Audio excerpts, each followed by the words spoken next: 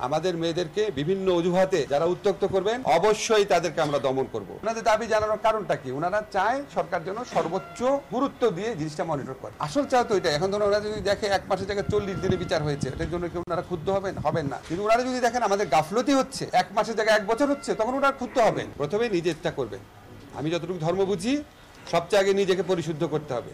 নিজে কতটুকু পরিশুদ্ধ হয়েছেন সেটা চিন্তা করেন। আমাদের মেয়েদেরকে বিভিন্ন অজুহাতে যারা উত্ত্যক্ত করবেন অবশ্যই তাদেরকে আমরা দমন করব।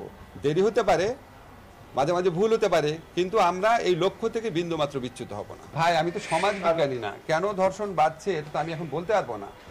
আমি আপনাকে সরকারের পক্ষ থেকে যেটা বলে সেটা বলি। আপনারা মূল ইস্যুতে থাকেন। আজকে যারা এখানে বিচার চাইতে আসছে, যারা ক্ষোভ জানাতে আসছে, কষ্ট জানাতে আসছে, তাদের সাথে কথা বলে।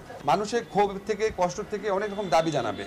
ওনাদের দাবি জানানোর কারণটা কি? ওনারা চায় সরকার যেন সর্বোচ্চ গুরুত্ব দিয়ে জিনিসটা মনিটর করে।